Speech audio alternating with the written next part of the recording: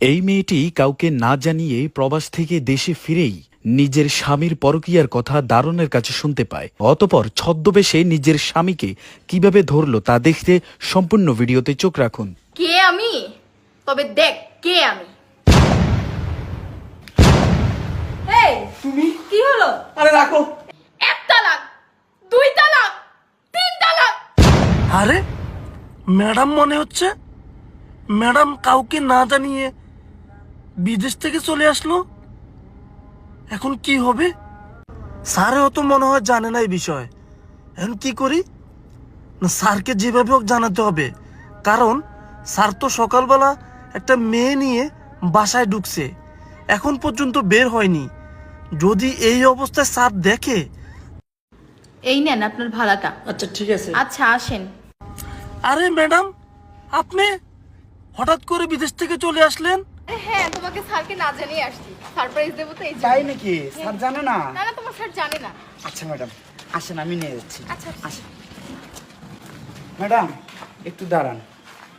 আপনি যে আসছেন সত্যি কি স্যার জানে না? আরে না পাগল, আমি কি তোর সঙ্গে মজা করতেছি? তোর স্যার সত্যি জানে না যে আমি আসবো। ম্যাডাম আপনি একটু দাঁড়ান, আমি একটু উপর থেকে দেখে আসি। এই একটু দাঁড়াও, আমার বাড়ি তুমি উপর থেকে চেক করে আসবে মানে কি ব্যাপার বলো তো? আসলে ম্যাডাম, ছোট মুখে বড় কথা যে কিভাবে বলি। আপনি যেদিন বিদেশ গেছেন এরপর থেকে স্যার প্রত্যেক দিন একটা করে মেয়ে নিয়ে আসে, আর আজকে সকালেও একটা মেয়ে নিয়ে আসছে, এখনো মেয়েটি যায়নি। আর সেজন্য আমি আপনাকে ভিতরে যেতে দিতে চাচ্ছি না, কারণ আপনি দেখলে সহ্য করতে পারবেন না ম্যাডাম। এসব কি বলছিস তুই? শোন, তুই যে সত্যি কথা বলে থাকিস তাহলে তুই বেঁচে গেলি, আর যদি মিথ্যা কথা বলে থাকিস তাহলে তোর খবর আছে। চল, আমি নিজের চোখে দেখব, চল। ও আচ্ছা দাঁড়া, এভাবে গেলে তো ওই টের পেয়ে যাবে। শোন এদিকে আয়। কি বুঝছিস? ঠিক আছে ম্যাডাম, চল।